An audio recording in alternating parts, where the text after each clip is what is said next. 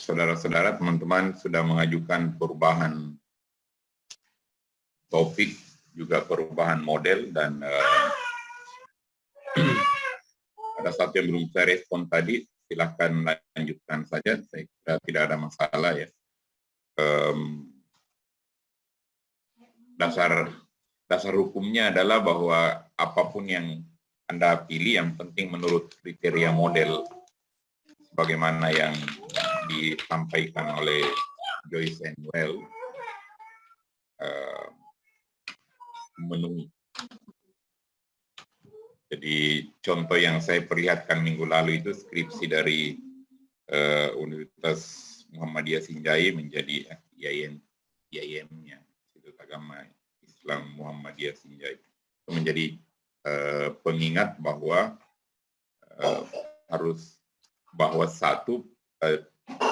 ada kemungkinan sebuah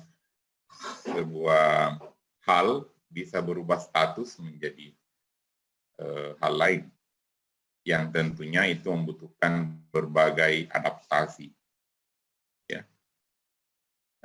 Sebuah model pengembangan pembelajaran yang insya Allah ini kita akan diskusikan sedikit, itu bisa ditransformasi menjadi model pembelajaran, tentunya dengan berbagai perubahan untuk kemudian menyesuaikan dengan sebuah standar model pembelajaran yang secara teoretis diakui. Jadi tentunya ada 1-2 orang yang mengajukan itu dan mengatakan misalnya melihat artikel jurnal atau makalah yang menganggap misalnya mind mapping sebagai sebuah model pembelajaran, memposisikan mind mapping sebagai pembelajaran itu sah-sah saja, yang penting standarnya adalah sebuah model pembelajaran yang seperti yang kita diskusikan pada banyak pertemuan yang lalu, ada dukungan teori, ada sistem pendukung ya, support system, ada prinsip interaksi, ada yang jelas, ada sintaks atau langkah-langkah yang runtut yang harus diikuti, dan saya perlu perjelas bahwa sintaks adalah penanda utama dari apakah sebuah tindakan pembelajaran disebut sebuah model, disebut sebagai model atau sebagai pendekatan, atau dia cuma sekedar strategi atau metode atau taktik atau teknik. Itu yang membedakan. Jadi pendekatan pembelajaran punya komponen yang tidak perlu terurut munculnya dalam aktivitas utama pembelajaran, tetapi model pembelajaran punya urutan runtut yang harus saudara-saudara nanti spesifikasi secara jelas bahwa di langkah ini terjadi, di langkah ini terjadi, berdasarkan sintaks atau langkah-langkah runtut yang dipakai dalam model yang Anda semua pilih masing-masing.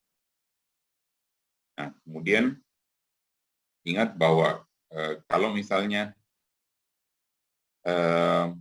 memilih ya paling, kalau STAD misalnya ya, model kooperatif STAD,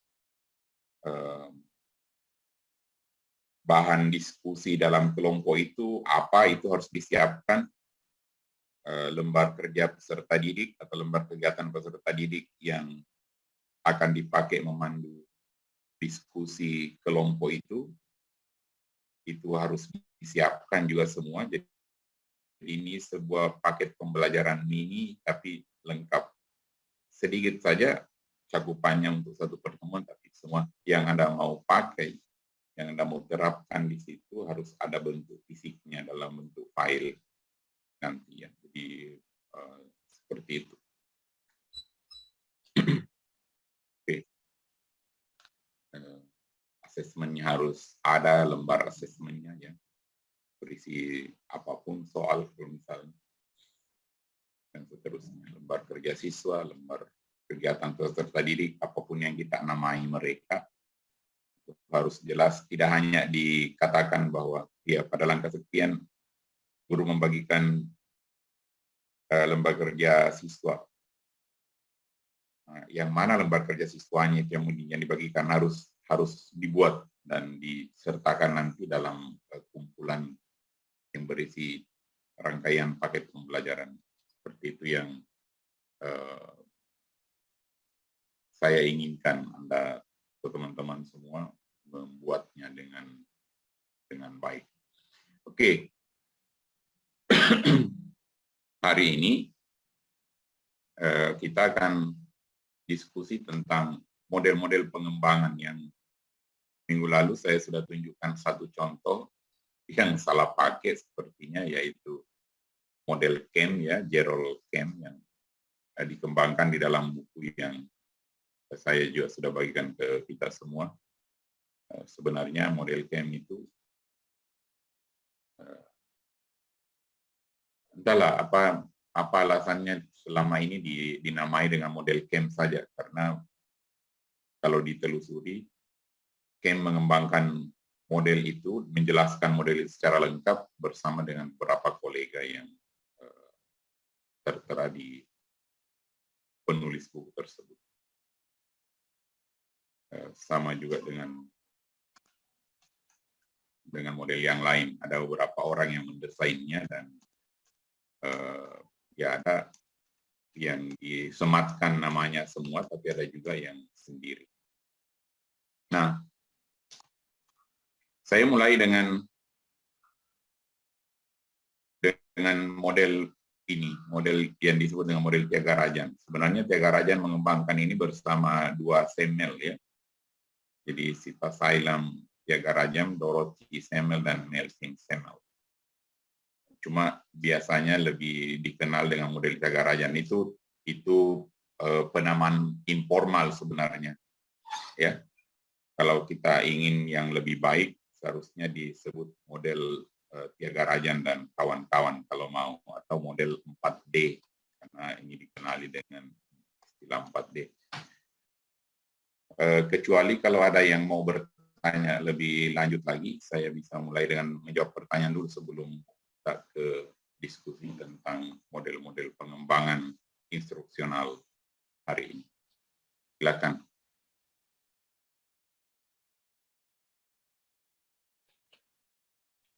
Kalau ada berarti selamat bekerja, ya, sampai menurut jadwal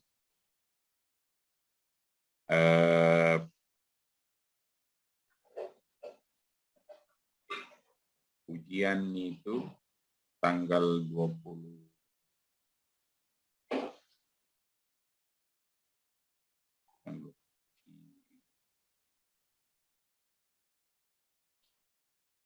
saya lihat.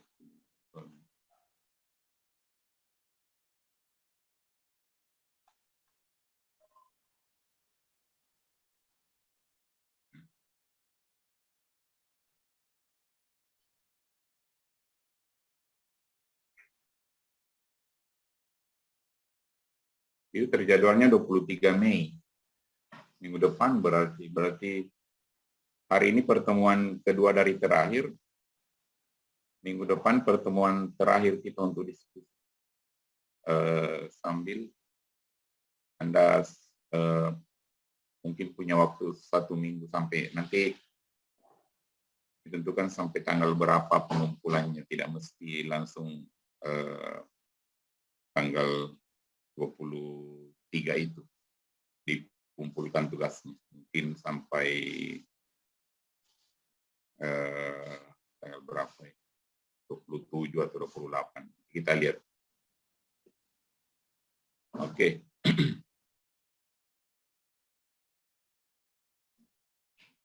Ini yang saya tayangkan sekarang. Ini kalender akademik, ya. Ujian akhir semester 23 Mei sampai tanggal 3 Juni. Tadi kan kita tidak punya ujian, jadi otomatis sebenarnya tanggal 23 Mei itu sudah minggu ke-16 perkuliahan. Maka itu adalah minggu terakhir kita akan tatap muka untuk mata kuliah ini. Karena kita tidak ujian, maka pertemuan ke-16 masih diisi dengan diskusi dan beberapa hal lain untuk menyudahi perkuliahan. kembali ke sini. Mengapa ini yang saya putuskan untuk memulai diskusi, karena ini salah satu model yang paling sederhana rasanya. Model pengembangan pembelajaran yang paling sederhana, tapi bukannya paling sederhana berarti tidak bagus. Ini sangat banyak dipakai oleh para pengembang model-model pembelajaran karena sederhana, tapi sebenarnya sangat jelas langkah-langkahnya, karena sederhananya itu dikenali dengan model 4D. Jadi sebuah prosesi atau prosedur pengembangan model dimulai dengan pembatasan atau pendefinisian apa yang kita mau kerja, tapi teman-teman semua bisa lihat apa-apa isinya tahap define itu stage 1, ada front-end analysis, learner analysis, task analysis, concept analysis, specifying instructional objective, seperti itu. Ada 5 langkah ya yang dilakukan pada tahapan pendefinisian atau pembatasan. Kemudian stage 2 atau langkah kedua itu adalah perancangan yang ada 8, 9, 5, 6, 7, ada 10 komponen yang dijelaskan di sini. Tidak semuanya berupa langkah-langkah atau sub-langkah, bagian langkah, tapi aspek-aspek kalau ini. Dan tahap ketiga adalah pengembangan atau develop. Ada 1, 2, 18, 2 saja, dan tahap terakhir yaitu disseminate atau penyebar luasan. 1, 2, 3. Ada 3 bagian. Ya. Nah, kita mulai dengan, saya tidak perlu menelusuri, mungkin saja dari ada 1-2 orang. Saya ingat saya ada yang mengembangkan media pembelajaran yang lalu, model apa yang dipakai dalam tahapan pengembangan medianya. Karena terakhir di jurusan matematika, model ADDIE juga mulai diterapkan oleh mahasiswa yang memilih pengembangan model. Nah, pengembangan model ini sedikit lebih banyak pekerjaannya dibandingkan penelitian lain, penelitian yang lain, apakah penelitian kelas atau penelitian eksperimen.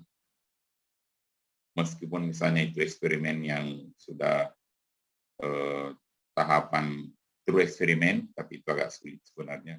Kuasai atau eksperimen semu yang melibatkan paling tidak 2 kelompok kontrol dan kelompok eksperimen atau kelompok percobaan. Di sana tidak serumit pekerjaannya dengan penelitian untuk skripsi atau tesis yang difokuskan pada pengembangan model pembelajaran. Nah, pada tahap pendefinisian ada yang disebut dengan front-end analisis. Pertanyaannya itu yang mau dijawab sebenarnya adalah apa-apa saja bahan pembelajaran yang dibutuhkan, kemudian menentukan model pembelajaran itu dan menilai model pembelajaran tersebut. Kita nilai bagaimana kualitasnya. Lalu justru yang penting juga di sini adalah kita harus mengkaji dulu untuk siapa ini model yang kita mau kembangkan. Ya. Jadi analisis peserta didik. Siapa itu peserta didiknya? Ya, kalau di guru berarti kelas berapa misalnya dan bagaimana karakteristik mereka, karena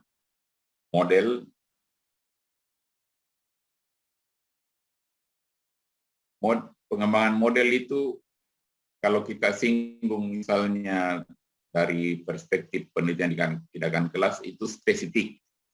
Yang saya maksud spesifik adalah sebuah tindakan dalam PTK biasanya dikembangkan khusus untuk dia bersifat khusus menangani masalah khusus dalam pembelajaran, ya, yang ditemukan dalam lokal atau tempat tertentu untuk kelompok siswa tertentu.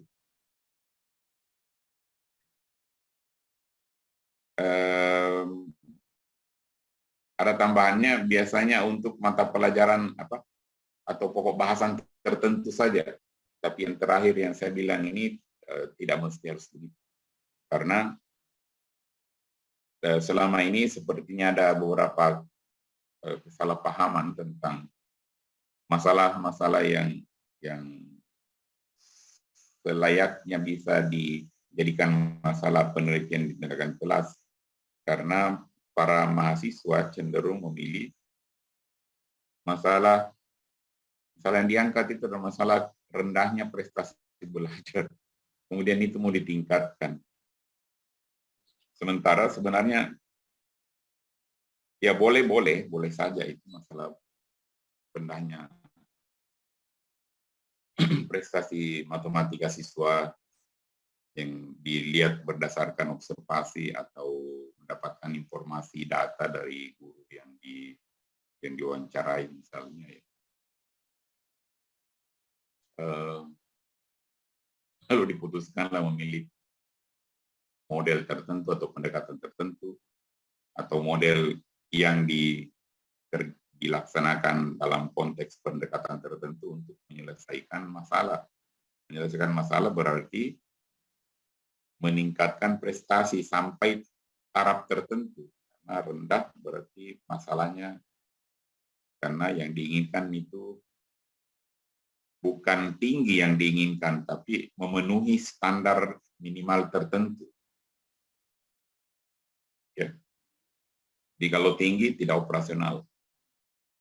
Kalau kita ingin membuat penelitian tentang PTK atau penelitian di tindakan kelas, maka yang diinginkan itu harus jelas. Tinggi itu tidak jelas. Jadi yang diinginkan adalah tingginya berapa. Harus mencapai level berapa. Ya, kalau selama ini ada istilah KKM, tapi katanya di kurikulum Merdeka itu tidak ada lagi istilah KKM, kriteria ketuntasan minimal, tidak ada lagi istilah itu. Mungkin tidak ada istilah saya, tapi saya yakin konsep itu selalu harus dilaksanakan apapun namanya, karena kalau mengajarkan sesuatu tentunya siswa belajar sesuatu tentunya ada standar minimal yang harus mereka kuasai sedemikian sehingga mereka dikatakan oke, selesailah matematika di kelas 2 SMP atau kelas 8. Kalau tidak selesai matematikanya di situ, seharusnya kalau pakai sistem yang dulu harus tinggal kelas. Kalau itu mau diikuti secara ketat, tapi ada alternatif, kita harus adakan remedial untuk memperbaiki pemahaman siswa hingga mencapai standar minimal yang kita tetapkan sebagai guru untuk dicapai oleh siswa. Karena kalau tidak, agak membingungkan kalau tidak ada standar pencapaian yang ditetapkan, dikatakan hanya apapun yang dicapai siswa dalam level kelas tertentu itu yang dijelaskan dalam rapornya bahwa siswa ini mampu begini, mampu begini, mampu begini, mampu begini. Jadi semua dalam bentuk deskripsi kualitas kemampuan siswa yang diharapkan akan menjadi acuan untuk para guru mata pelajaran tertentu di level yang lebih tinggi pada saat dikatakan siswanya naik kelas. Cuma itu kan idealnya seperti itu sebenarnya. Cuma itu pekerjaannya sangat berat. Karena guru dalam satu kelas kalau ada 30 orang harus tahu semua bagaimana kemampuan siswa yang dibawa dari kelas sebelumnya untuk matematika, dan guru akan melihat kira-kira ini siswa ini dan siswa ini dikelompokkan untuk diajar dengan dengan cara apa dia, dengan level kesulitan apa, atau apa yang harus diajarkan dari mata pelajaran matematika di kelas sekarang. Dan itu yang kemudian dikenali dengan diversifikasi atau diferensiasi pembelajaran. Secara teori sangat ideal, tapi dalam pelaksanaan itu sangat-sangat berat bagi para tenaga pengajar sebenarnya, dengan berbagai tanggung jawab lain dan ketersediaan prasarana. Oke, jadi itu spesifik. Sama, nah saya kembali ke masalah tadi, dalam PTK sebenarnya masalah yang diinginkan itu, yang dianggap masalah PTK, kalau prestasi pembelajarannya rendah, apa masalahnya sebenarnya? Itu prestasi pembelajaran rendah, prestasi belajar juga rendah, itu adalah masalah, tapi bukan masalah yang spesifik, itu sangat umum. Kita akan mencari akar masalahnya, dan akar masalahnya itulah yang kemudian dicarikan solusi. Ya. Jadi akhirnya agak mengurangi sedikit kebergantungan atau kebergantungan pada materi pembelajaran, karena seharusnya tindakan-tindakan penyelesaian masalah dalam PTK itu seharusnya bukan berbasis pada pokok bahasan, tapi berbasis pada masalah itu sendiri. Ini menjadi penting karena kadangkala mahasiswa memilih tindakan tertentu yang dikatakan menyelesaikan masalah prestasi belajar matematika siswa untuk pokok bahasan tertentu. Lalu ternyata pokok bahasan itu cukup diajarkan selama 4 kali pertemuan, 3 kali pertemuan malah satu pokok bahasan. Lalu ya dirancanglah pembelajaran, kemudian diterapkan atau dilaksanakan, dijadikan tindakan, lalu diterapkan model itu atau tindakan itu hanya selama 4 pertemuan. Karena materi yang diajarkan, yang diniatkan untuk diajarkan atau diselesaikan masalahnya yang mungkin berdasarkan pengalaman gurunya untuk siswa yang lalu itu rendah, itu memang bertahannya materi itu cukup untuk 4 atau 3 pertemuan. Lalu apa masalahnya yang begini? Kalau 3 pertemuan, saya 4 pertemuan, agak sulit mengklaim bahwa selesainya masalah yang dihadapi oleh siswa itu gara-gara tindakan kita. Karena yang namanya tindakan sebagai penyelesai masalah itu seharusnya teruji hingga pada titik apa istilahnya, kalau dalam bahasa Inggris itu saturated, ya, sampai titik membosankan. Jadi pada titik orang jenuh, sudah pada level jenuh pelaksanaan itu baru dilihat, bilang oh ya, kita lihat sekarang apakah target, ya, indikator keberhasilan yang kita tetapkan tercapai setelah sekian lama kita terapkan ini tindakan.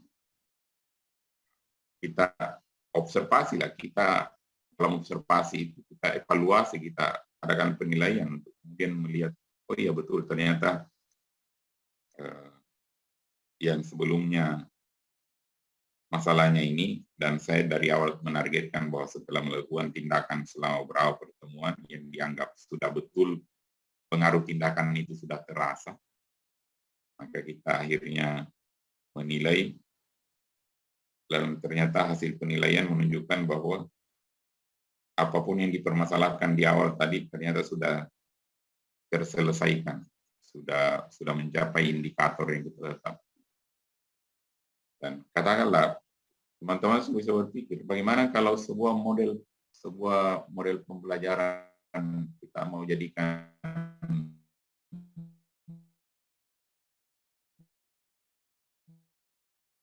penyelesai kali pertemuan saya, lalu kita ingin melihat efeknya. Kalau secara ilmiah agak sulit mengatakan bahwa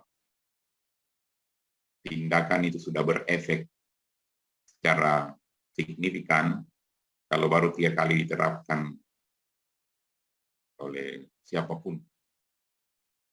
Ya. Karena sebuah model membutuhkan adaptasi. Jadi kalau pertemuan pertama, pikir-pikirnya tidak akan langsung bisa efektif kita laksanakan. Kecuali kalau kita sudah uji cobakan lebih awal di kelas yang lain, dan berpikir bahwa, oh ya saya sudah lancar, sudah bagus kayaknya, saya sudah bisa jadikan tindakan penelitian. Maka 3 pertemuan pun diterapkan itu belum cukup untuk mengklaim bahwa sudah ada pengaruh signifikan dari tindakan yang saya terapkan. Jadi saya biasanya cenderung tidak menerima kalau satu siklus PTK hanya berisi 3 pertemuan, karena pastinya di awal itu baru diperkenalkan, pasti tidak akan efektif pelaksanaannya. Pertemuan kedua baru mungkin lebih baik sedikit cara pelaksanaan model itu. Pertemuan ketiga baru bagus. Baru bagus itu pertama kali bagus. Pertemuan ketiga baru 1 kali lengkap dan bagus, itu tidak mungkin langsung memberi efek. Seharusnya sampai pertemuan keempat, kelima, 5 kali dilaksanakan, baru pertemuan ke-6 dilihat. Kalau tidak begitu agak mustahil untuk mengatakan bahwa masalah sudah selesai gara-gara tindakan kita. Nah, bagaimana kalau pertemuan untuk materi itu hanya 4 cukup nih, atau 3 kali pertemuan materinya sudah selesai? Padahal katanya tindakan itu untuk menyelesaikan masalah pembelajaran pada materi tertentu. Makanya sebenarnya kurang bagus mendasarkan tindakan itu pada materi. Tindakan itu untuk masalah pembelajaran. Masalah pembelajaran bukannya dimaksud rendahnya prestasi matematika, tapi apa akar masalah dari itu? Kenapa prestasi belajarnya rendah? Mungkin karena motivasi belajar yang kurang. Jadi ini kita gali ke lebih dalam, motivasi belajar yang kurang. Makanya yang dijadikan masalah itu bukan prestasi, tapi motivasi yang kurang. Kalau motivasi, kita mengamati bahwa ternyata motivasi siswa di kelas itu kurang, motivasi belajarnya, maka itulah yang kita mau selesaikan. Dan motivasi itu tidak bergantung pada materi, kan? Jadi kalau ada tindakan pembelajaran yang diklaim akan merubah atau meningkatkan motivasi, itu bisa dipakai dalam 5 pertemuan misalnya, meskipun materinya berbeda, bahasanya berbeda. Karena yang namanya motivasi belajar matematika tidak bergantung pada materinya apa. Adalah penelitian yang menunjukkan bahwa motivasi belajar program linear mungkin lebih tinggi dibandingkan motivasi belajar geometri, tapi seharusnya tidak ke sana penelitian ini. Sehingga sebuah tindakan pembelajaran bisa dilaksanakan 1 siklus sampai 6 kali, siklus kedua mungkin 6 kali lagi. Itu bisa menyelesaikan masalah betul-betul. Kita akan dengan enak melaporkan bahwa setelah bahkan mungkin 1 siklus, tapi siklusnya agak panjang, sampai 6 pertemuan. Kita mengatakan bahwa setelah 6 kali pelaksanaan ini, ternyata diobservasi di akhir siklus, pertemuan kedua kita observasi, dan ternyata indikator keberhasilan yang ditetapkan yaitu motivasi belajar sudah mencapai standar sekian, sudah tercapai, maka penelitian tindakan cukup selesai dalam 1 siklus. Berapa pokok bahasan diajarkan di dalam? Mungkin lebih dari 1, karena ada 6 pertemuan. Mengapa ikut saya singgung ini? Karena di dalam tahapan-tahapan define dan seterusnya ini, ya, pengembangan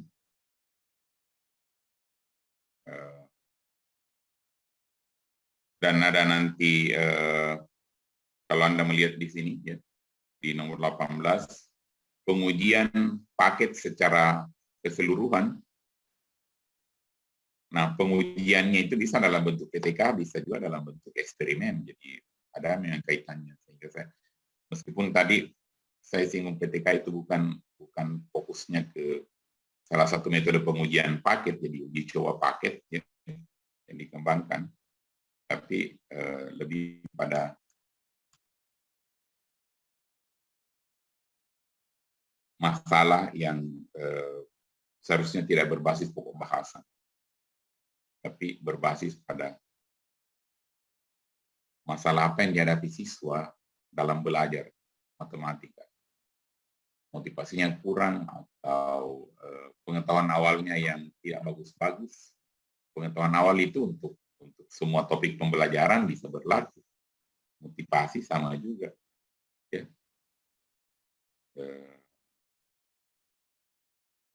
Mungkin karena kecemasan matematikanya, ada namanya mathematical anxiety, itu bermasalah, itu bisa di setiap pokok bahasan matematika mereka cemas. Jadi tidak mesti apa yang kita mau kembangkan pada ini.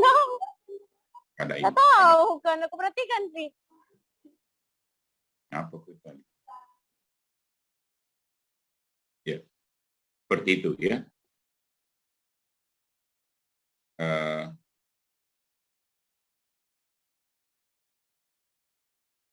Dalam proposal tesis sekarang di UNM diharapkan di judul itu tidak mesti diungkapkan materinya, tapi dalam proposal, dalam batang tubuh proposal diharapkan Anda semua menuliskan materi yang akan diajarkan. Nah, persoalannya adalah kalau mahasiswa berpikir begitu, kadang-kala berpikirnya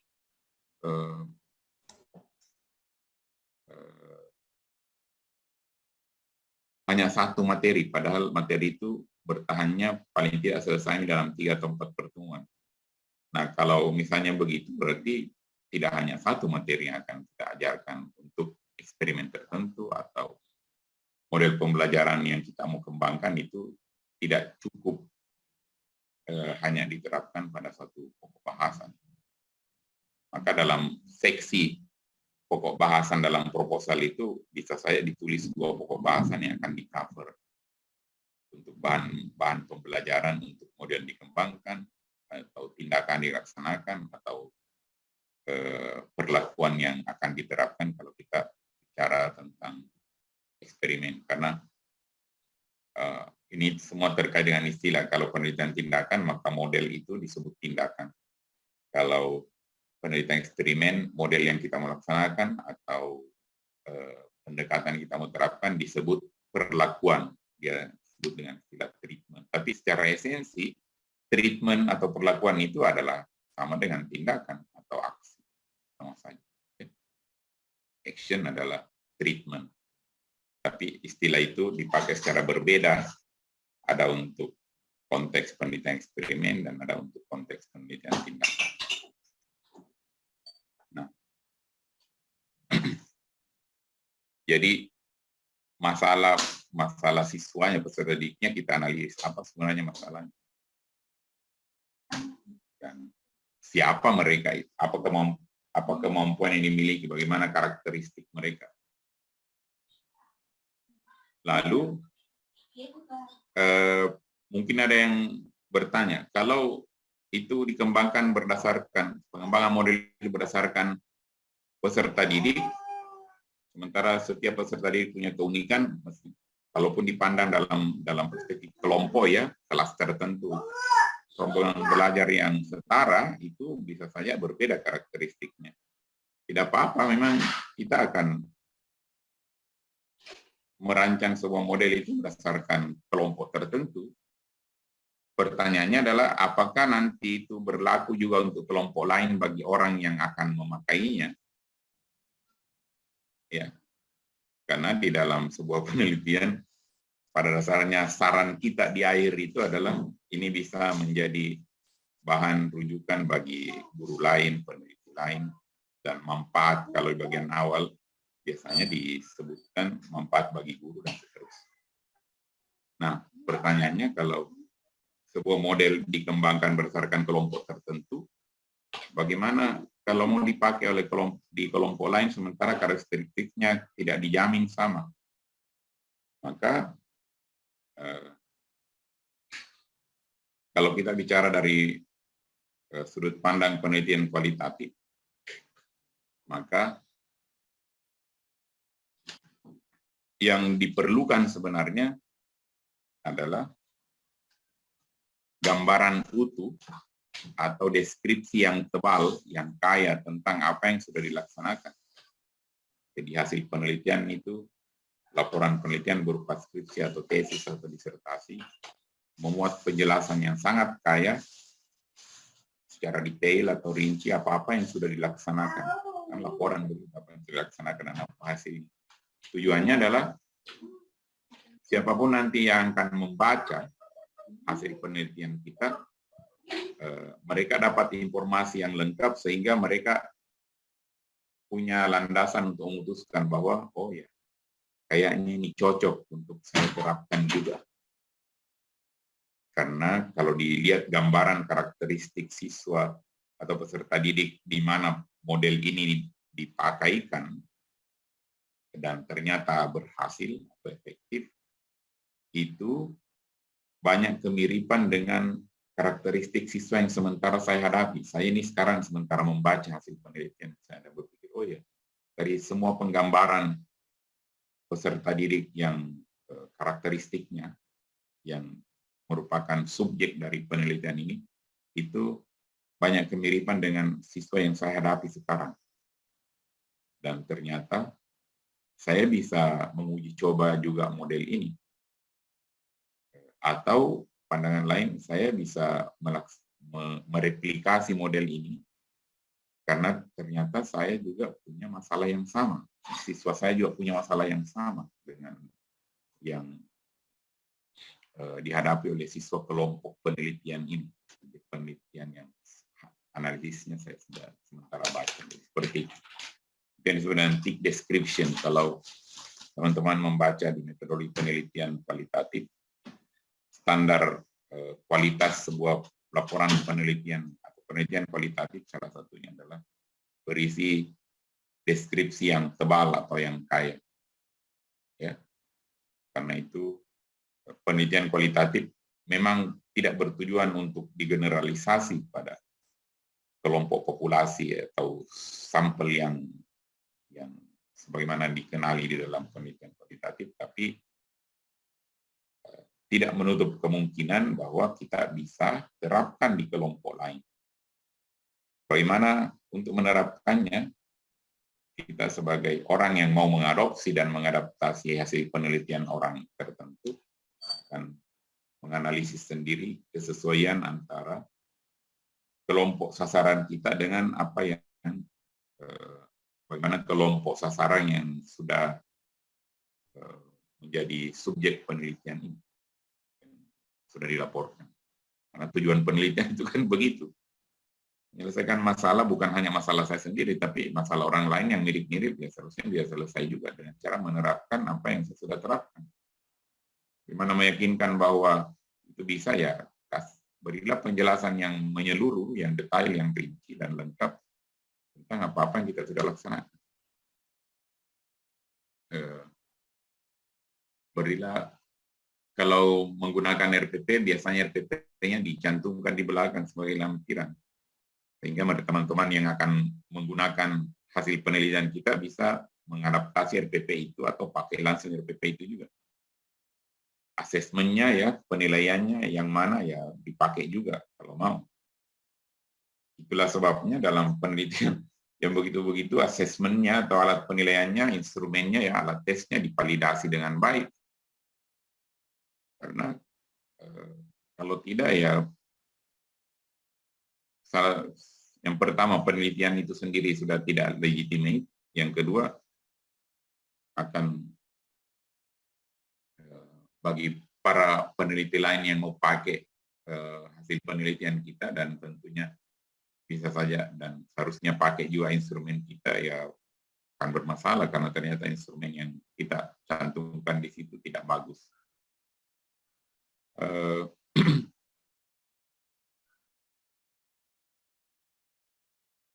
makanya tentang validitas, reliabilitas instrumen itu sebuah ilmu yang sangat penting juga bagi teman-teman sekalian.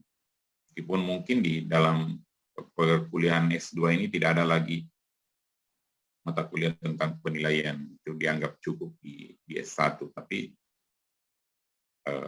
itu adalah pekerjaan atau pengetahuan yang sangat penting. Saya banyak menyaksikan di S2 sendiri mengapa masih dibutuhkan validasi instrumen, validasi alat tes paling tidak sebelum diterapkan untuk subjek penelitian kita atau responden, karena ternyata kemampuan mahasiswa S2 untuk membuat instrumen belum bagus. Membuat soal-soal saja agak kacau itu dari pengalaman yang saya dapati, yang saya uji atau yang saya bimbing. Membuat soal. Kalau soalnya tidak bagus berarti tidak valid. Kalau tidak valid dan tidak reliable, ya tentunya data yang didapatkan itu tidak bisa diandalkan juga.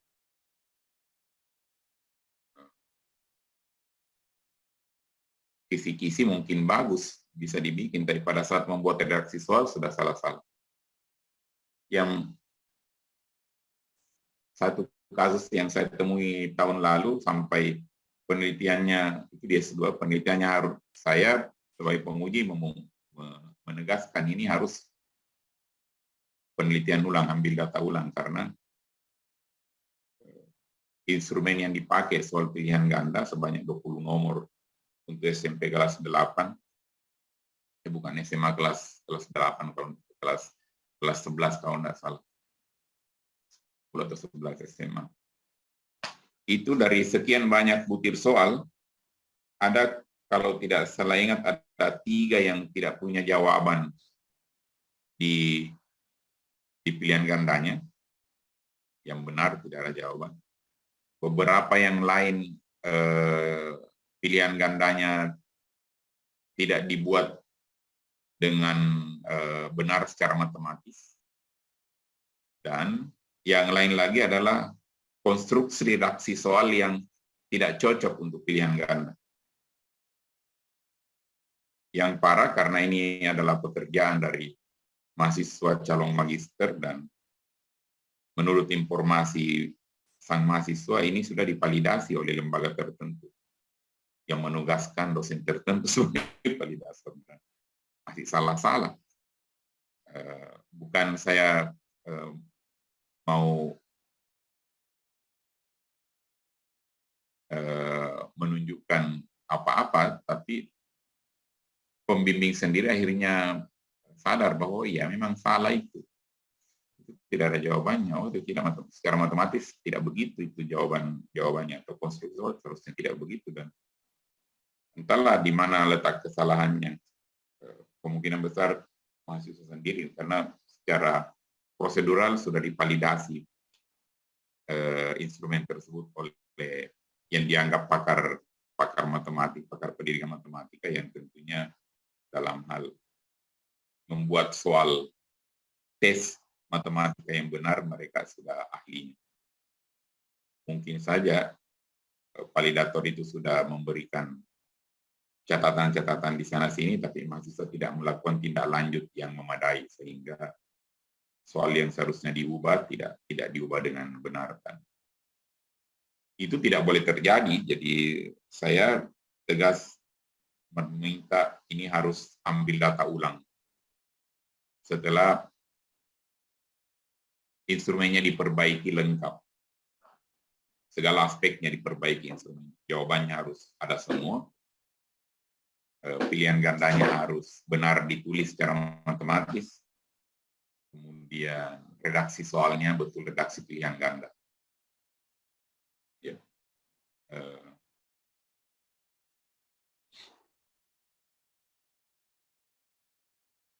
Apa yang saya jelaskan, karena di banyak, apalagi kalau di saat membuat soal pilihan ganda, membuat soal esai, mahasiswa tidak pikir itu sesuatu yang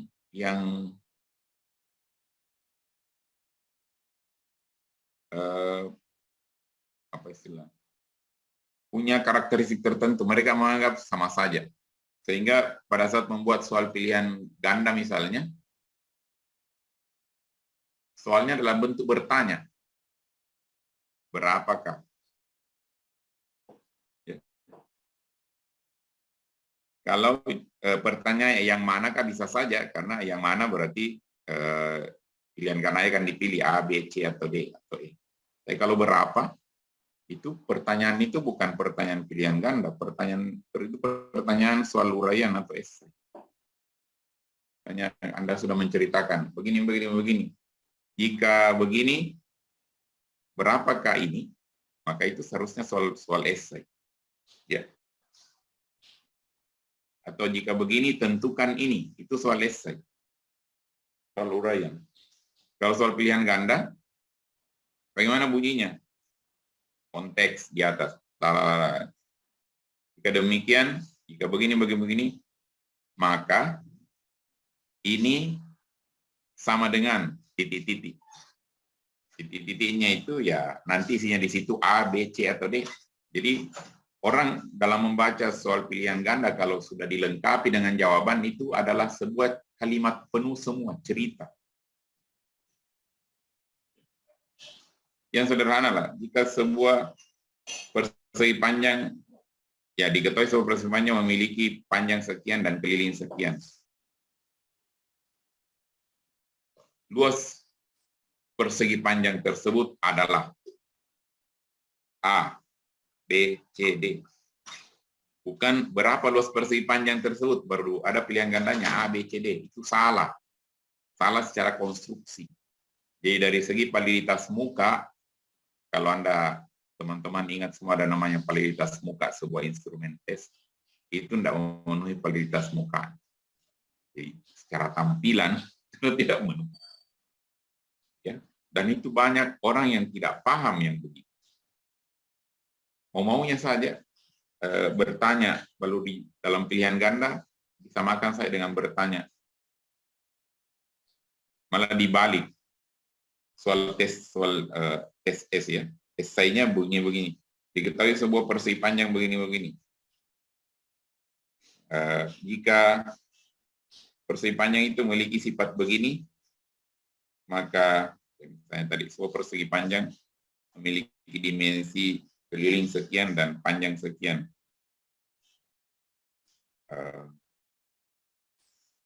Jika persegi panjang itu dibagi dua sama besar, maka luas persegi panjang tersebut bagiannya adalah titik-titik. Padahal itu adalah soal esai. Itu salah juga, tak balik. Nah, itu semua terkait dengan validasi dari segi konstruksi. Belum lagi kalau jawabannya tidak benar, himpunan penyelesaian tidak ditulis, misalnya sebuah persamaan kuadrat ditanyakan, so persamaan kuadrat begini, AX kuadrat tambah BX tambah C sama dengan 0, berapa guna BC-nya ya, penting A tidak 0.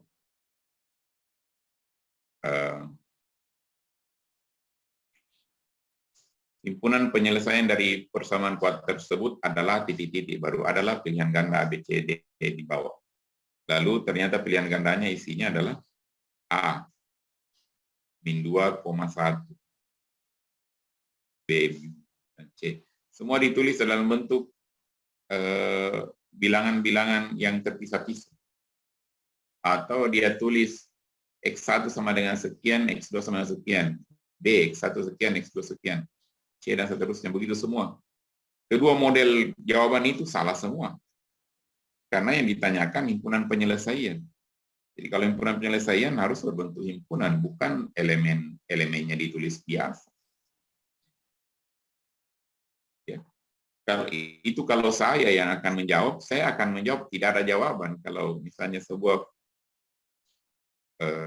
soal pilihan ganda diketahui persamaan kuadrat berikut.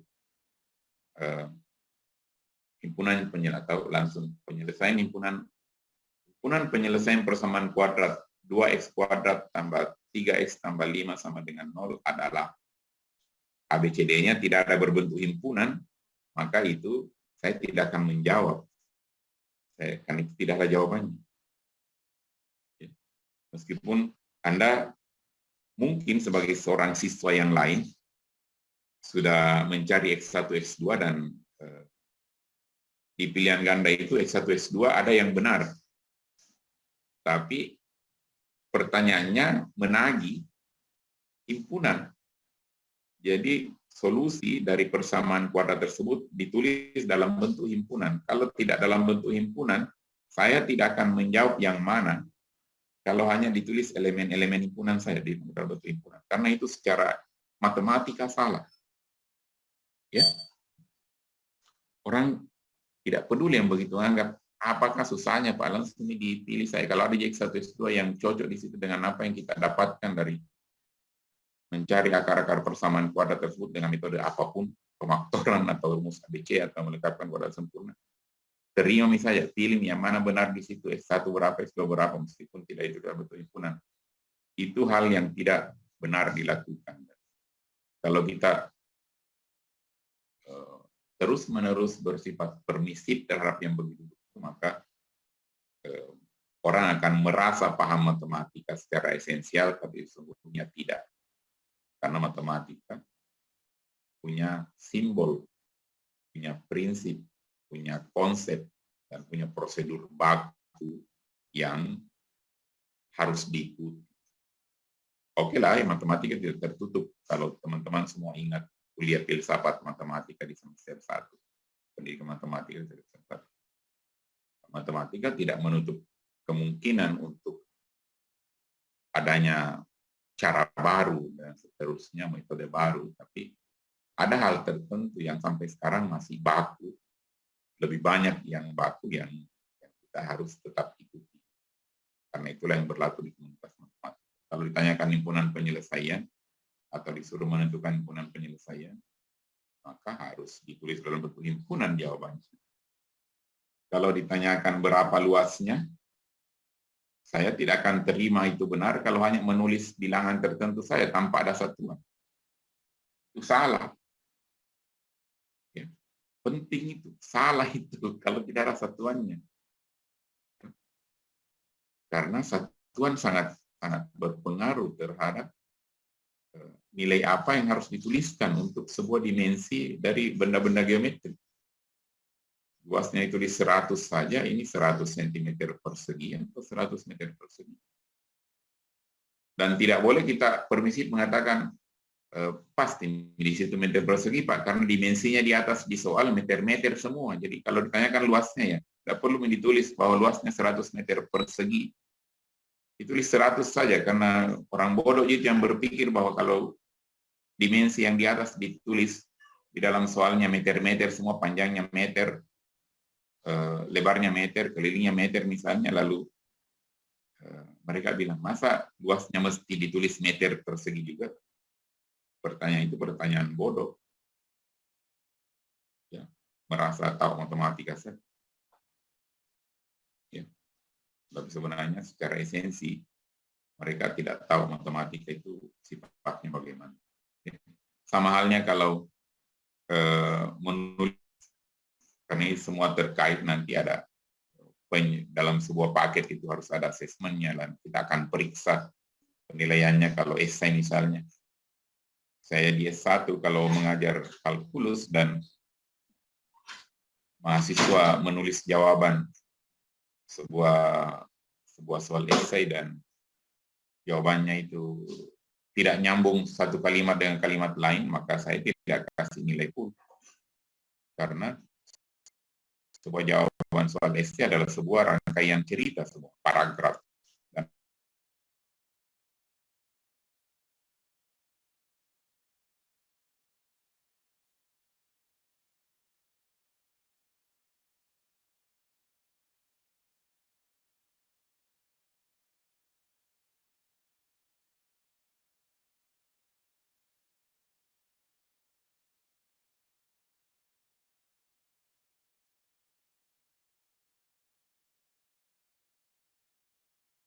menuliskan jawaban esai, mencontohkan jawaban esai tidak mesti mencantumkan tanda panah yang bukan embel-embel biasa, tapi itu adalah penghubung baris sebelumnya dengan baris berikutnya. Berhubungan terus sehingga kita bisa membaca bahwa jawaban itu adalah jawaban lengkap secara silogisme, kemudian sampai pada kesimpulan bahwa dengan demikian X adalah sekian kalau yang ditanyakan adalah berapa X untuk sebuah persamaan. Itu semua orang banyak yang tidak peduli sehingga mereka berpikir, oh ya matematika itu mudah, begini-begini. Padahal esensinya matematika itu adalah sulit. Tapi karena penting, maka Anda harus pelajari. Dan bagi yang hadir di sini, karena penting Anda merasa bahwa saya akan bertanggung jawab mengajarkan hal yang penting itu. Oke.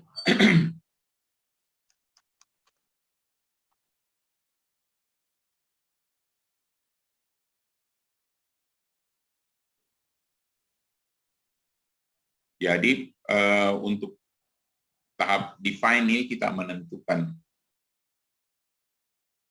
ya termasuk tadi materinya, di materi apa yang kita mau jadikan basis pengembangan, tapi ingat bahwa jangan batasi gara-gara materinya sehingga modelnya menjadi sempit karena ternyata materi itu hanya bertahan untuk 3 pertemuan misalnya.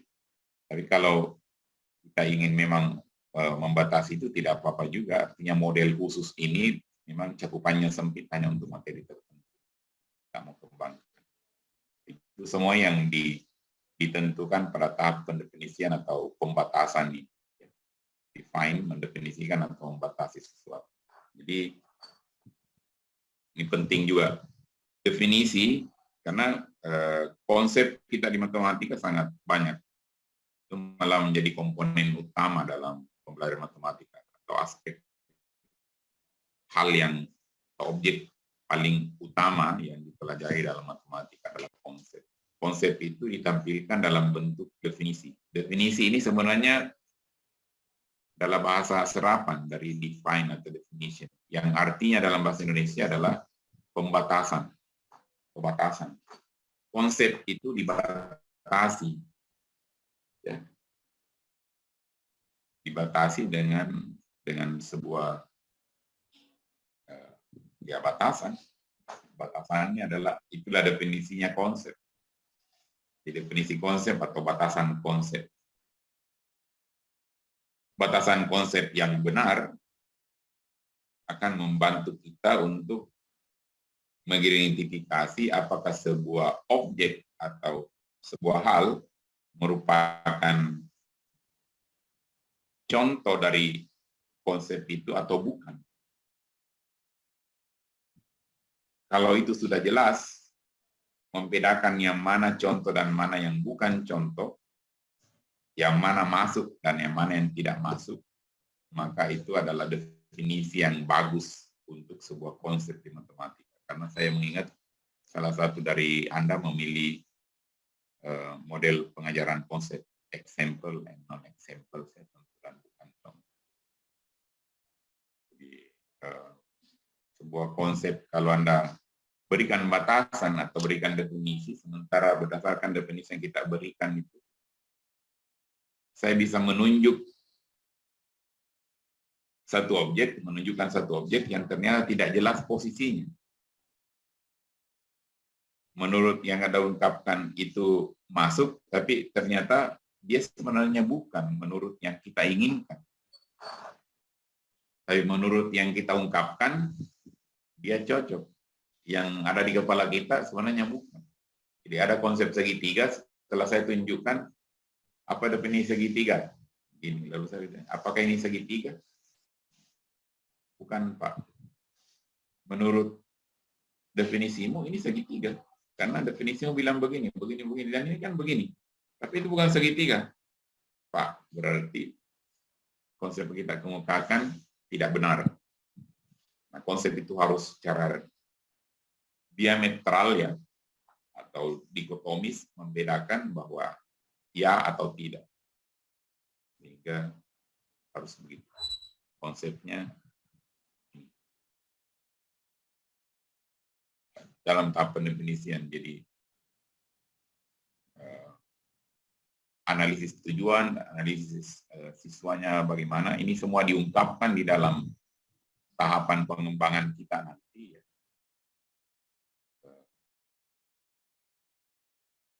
Kalau dalam pembelajaran, mengapa ini penting?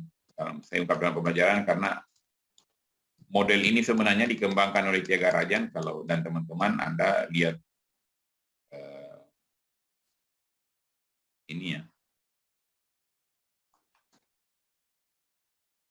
Ini sebenarnya awalnya dikembangkan sebagai model untuk siswa yang berkebutuhan khusus. Jadi pengembangan instruksional untuk pelatihan guru, untuk melatih guru bagi siswa sekolah luar biasa. Tapi tahapannya ternyata bisa diadaptasi untuk model-model pengembangan pembelajaran untuk secara umum pembelajaran itu dikembangkan, tidak hanya untuk guru yang bekerja di SLB. Tahapan ini cukup sederhana untuk Anda adaptasi menjadi model. Adaptasi ini penting karena kadangkala untuk level S1 biasanya mereka hanya sampai pada tahap pengembangan. Diseminasinya ya beralasan untuk dikatakan bahwa saya tidak mendiseminasikan karena waktunya tidak cukup untuk melaporkan hasil diseminasi. Ya. Karena diseminasi ini berarti kita yakin bahwa model yang dikembangkan sudah memenuhi tahapan yang benar dan teruji di kelompok yang kita jadikan sasaran tadi yang dianalisis di awal di sini ya, learner analysis. Lalu kita mencoba menyebarluaskan untuk orang pakai. Tapi kan ini kalau penyebarluasannya membutuhkan waktu untuk kalau misalnya itu berbasis ini atau berbasis pokok bahasan. Kalau mau disebarluaskan dan orang akan pakai, nah itu akan menunggu tahun depan untuk bisa dipakai karena pokok bahasanya kita tetapkan bahwa ini cocoknya untuk pokok bahasan ini dan itu akan berulang. Tahun depan baru berulang.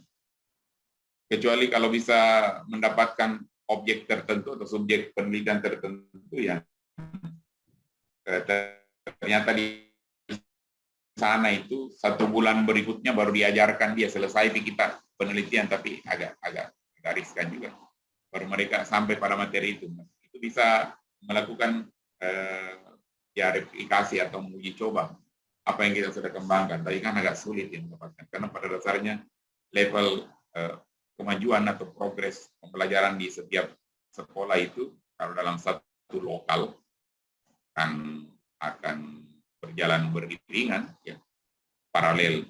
Kalau di SMP Anu sudah masuk materi ini, di SMP A, di SMP B seharusnya paling tidak seminggu sebelumnya atau seminggu sesudahnya mungkin atau bersamaan minggunya karena kita punya kalender akademik yang biasanya dibangun secara lokal untuk mata pelajaran tertentu. Jadi kalau waktunya tidak memungkinkan untuk mendapatkan hasil diseminasi, maka ini dinarasikan saya bahwa tahapan ini tidak dilakukan secara sepenuhnya dan diseminasinya diniatkan saya bahwa hasil tesis kita akan dibuat terbuka untuk orang-orang akan pakai, akan uji cobakan atau terapkan di tempat mereka. Itu yang dianggap sebagai tahapan diseminasi. Karena kalau lengkapnya di bagian akhir ini, di bagian difusi ya, diseminasi dan demonstrasi serta kita memfasilitasi proses adopsi. Ini kan membutuhkan waktu. Sementara kalau teman-teman semua ingin melaporkan sesuatu, paling tidak memakai model ini, tahapan develop sudah, Anda buat laporan, mengatakan bahwa saya sudah lakukan ini, sudah uji coba juga, dan inilah hasilnya ternyata efektif, efisien dan praktis, paling tidak itu biasanya kriteria yang dipakai untuk sebuah model yang dikembangkan. Maka Anda sudah siap untuk ujian atau seminar hasil. Kalau ada masukan ya ditindaklanjuti, lalu sudah ujian tutup selanjutnya. Jadi tahapan yang ini tidak sempat dilaksanakan sebagai bagian dari laporan. Apa yang menjadi laporan? Laporan berupa tesis nanti kemudian dibuat terbuka untuk orang pakai, paling tidak di perpustakaan disimpan, dan barulah di sana tahapan lain yaitu diseminasi akan berlaku, tapi tidak lagi melaporkannya sebagai bagian dari penelitian. Oke. Jadi dari tahapan define ini kita masuk pada tahapan perancangan. Nah, di sini diungkapkan pengembangan atau pembuatan alat tes yang menggunakan penelitian acuan patokan, penilaian acuan patokan ya. Dalam Anda semua ingat di mata kuliah asesmen di S1 ada PAN dan PAK ya. Penilaian acuan normal dan penilaian acuan PAP, penilaian acuan patokan. Apa bedanya itu? Ada yang ingat? Silakan. Refleksi mata kuliah penilaian. Ada PAN dan ada PAP, PAP dan PAN. Kalau di UNM ya Anda akan mengingat Prof. Ruslan atau Prof. Paso yang mengajarkan hal ini. Ada yang ingat apa bedanya? Atau apa itu PAP dan PAN?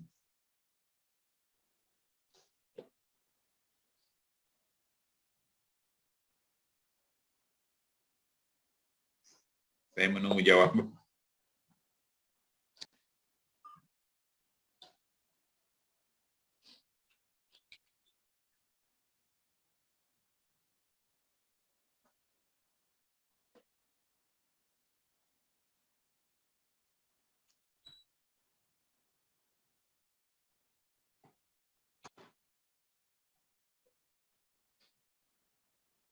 Ada yang punya informasi enggak?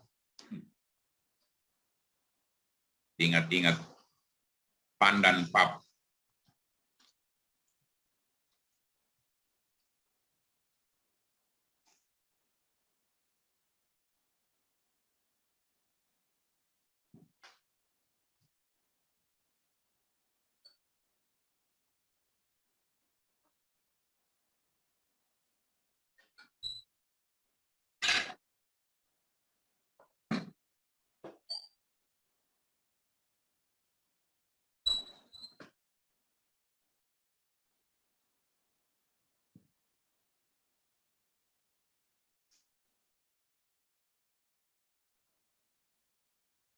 Nah ini juga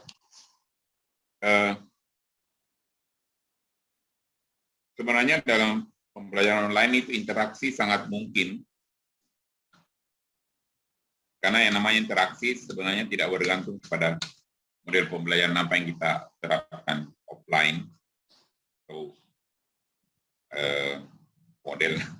Karena dalam bahasa sehari-hari model itu sangat luas artinya. Kita tidak spesifik model sebagaimana yang Anda mau pakai dalam tugas. Offline dan online disebut model juga, tapi sebenarnya bukan model pembelajaran sebagaimana yang disebutkan oleh pakar. Online dan offline tidak mempengaruhi. Kalau kita mau berinteraksi, semuanya bisa sangat efektif. Ya. Saya bertanya, Anda menjawab saja dengan mengangkat tangan lalu mengaktifkan. Silakan. Kenapa Pak Iqbal? Anda mengangkat tangan mau menjawab. Saya, Ya, iya Pak. silakan. Lagi hujan di sini nih, tidak tahu orang tidak masuk suaranya. Kalau iya maaf Pak, agak ribet mungkin juga saya. Kalau PAP Pak, tapi saya dapat di internet juga Pak. Kalau PAP ini sumber penilaian belajar yang itu sesuai dengan target. tidak ada masalah. Ya, oke. PAP sesuai target. Penilaian yang sesuai dengan target yang tergantung pada tujuan belajar awal yang sudah dipatok. Jadi sudah dipatok di awal dulu penilaiannya. Jadi itu ada nanti penilaiannya sesuai dengan targetnya. Kemudian kalau PAN itu penilaian dengan target normal yang tergantung pada kelompok. Ya itu jawabannya. Anda paham enggak itu? Apa yang dimaksud? Contohnya apa misalnya? saya paham Pak, tapi ya. Kan biasanya kalau PAP penilaian yang sesuai dengan target.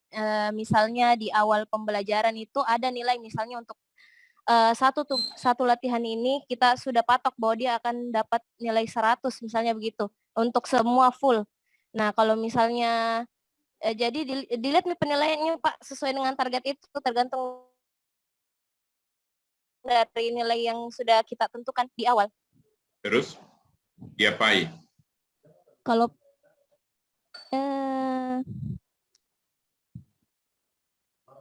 itu Pak diberikan nilai kepada siswa. Lalu apa maknanya nilai siswa itu? Ya. Makna dari nilai yang Anda berikan.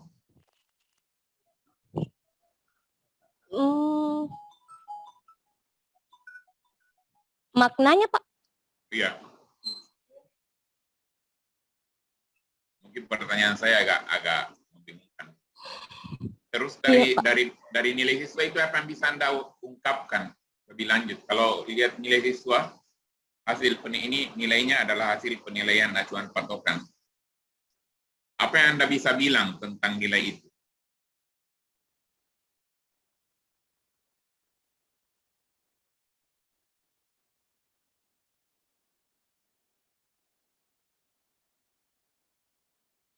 Nah, ini menantang karena sebenarnya di pendidikan kita tidak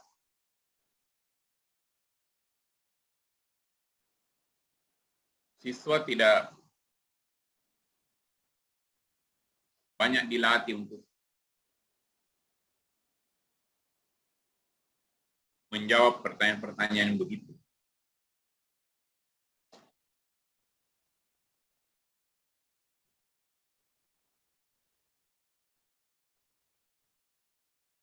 Kalau pertanyaannya misalnya yang normal 5W 1H itu biasa lah ya. Ini apa ya kan langsung Anda menyebutkan berapa di mana terusnya. Tapi kalau apa yang Anda bisa ungkapkan dari hal tersebut itu agak abstrak memang. Dan sebenarnya pertanyaan begitu, jawabannya apapun ide yang Anda bisa bilang di kepala, yang menyeruak di kepala itu yang diungkap. Cuma kan tidak dibiasakan kita bahwa pada saat ada sesuatu, lalu muncullah ide kita banyak, apapun.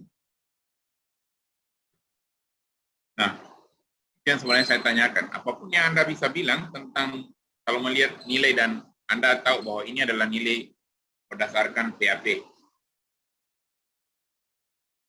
memberikan penjelasan elaboratif tentang sebuah informasi.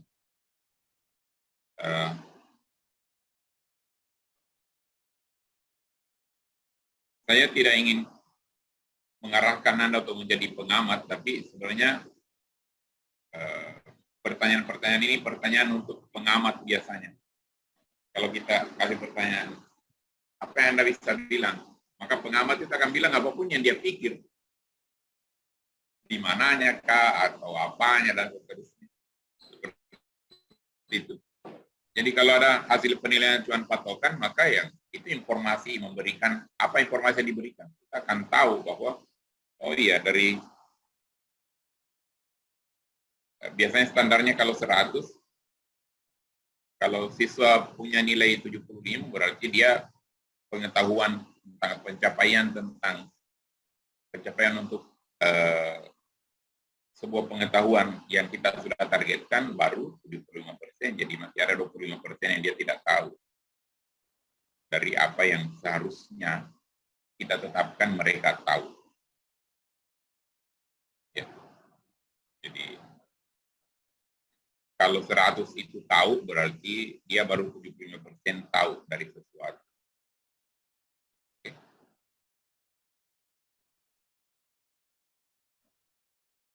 Itu yang kemudian deskripsikan biasanya dalam rapor kalau sekarang. Yang inilah 75 itu tidak cukup. Maka disertailah dengan narasi kualitatif bahwa siswa ini tahu ini. Kalau mau lengkap, tapi sekarang tidak ditulis itu dalam rapor. Tapi dia tidak tahu ini, tidak ditulis dia tidak tahunya. Di rapor anak-anak sekarang yang saya lihat di rapor anak saya, yang diketahui saja bisa melakukan ini. Semua itu, oh ya inilah yang kemudian dinilai 90 kalau nilai rapornya untuk mata pelajaran tertentu, 90 untuk matematika atau bahasa Inggris dan seterusnya. Lalu ditambahin narasi. Caca bisa begini. Dari sekian banyak itu, itulah yang dinilai bahwa kemampuannya untuk bisanya melakukan itu semua, menguasai hal itu semua, itu ternyata masih ada 10% yang dia tidak kuasai. Tapi kita tidak dikasih tahu ke orang tua yang mana. Kalau mau lengkap sebenarnya diberitahukan juga itu. Dia belum tahu yang begini, hanya tahu. Karena mungkin narasinya kan sangat panjang, maka yang diketahui saja. Kemampuannya saya bukan ketidakmampuannya disampaikan. Oke. Kalau penilaian acuan normal, berarti kita akan nilai seseorang itu menentukan kemampuannya dibandingkan dengan orang lain, bukan dengan target yang kita sudah tetapkan, tapi dia dibandingkan dengan anggota komunitas atau kelompok itu. Jadi kalau dia katakanlah Anda kasih nilai A dan Anda pakai penilaian acuan normal, itu bukan bahwa dia mengetahui semua ilmu atau sebuah konsep, dia paham semua hal yang diajarkan, tapi dialah yang paling paham dari semua. Dialah yang juara 1 di situ. Oke. Kalau dia nilainya paling rendah, 0, misalnya dikasih E, itu bukan karena dia tidak tahu apa-apa, tapi dialah yang mendekati paling rendah nilainya. Ya. Dan dibandingkan dengan yang lain. Biasa saja, sehingga kalau kita pakai acuan normal, maka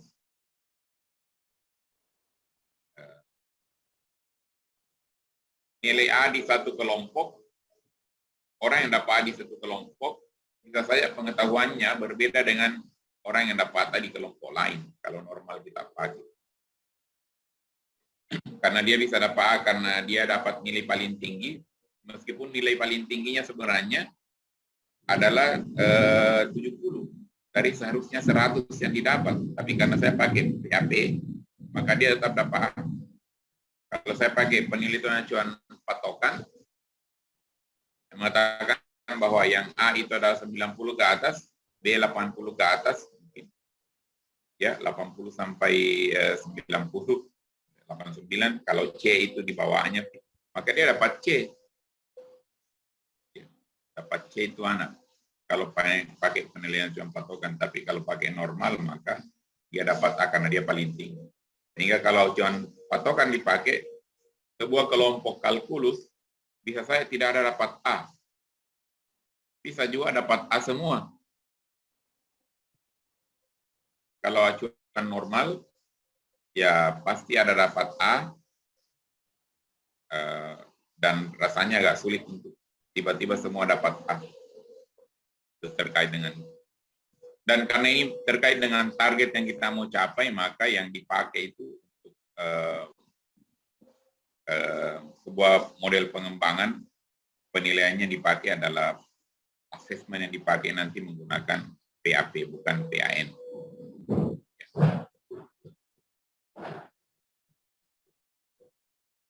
Jadi ini perancangannya, pengembangannya semua, pengembangan ada di bawah, tapi kita rancang semua di sini, ya. Kita perancangan. Lalu pengembangannya di bawah sebenarnya bukan yang dimaksud perancangan itu dibuat, pembuatannya, dikonstruksi, dibuat semua di sini di tahap kedua. Nanti di bawah di developnya itu Anda akan lihat apa yang dimaksud dengan develop, supaya tidak hanya berpikir bahwa oh ya develop, mengembangkan, berarti di sini dibuat, bukan, di tahap perancangan dibuat. Di develop itu ada kegiatan lain. Anda bisa lihat di sini 18 dan 17. Oke. Jadi pada tahap perancangan, tahap kedua atau D yang kedua adalah dibuat tesnya, dibuat medianya, ya, diseleksi, tapi ini namanya saja media selection, itu artinya ya dibuat setelah kita pilih, dibuat. Kemudian petunjuk pelaksanaan, ya, protokolnya, dan yang berikutnya adalah materinya, materi pembelajaran. Kalau dalam pembelajaran kita buat juga. Oke, saya ingat kalau yang begini ya buku siswa, kalau mau dibedakan dengan buku guru, itu dibuat semua untuk materi yang mau diajarkan. Bisa dibuat secara mandiri langsung, atau Anda bisa mengadaptasi, mengadopsi, memotong-motong, menggabungkan dari buku-buku pelajaran matematika yang diterbitkan oleh beberapa penerbit. Terusnya.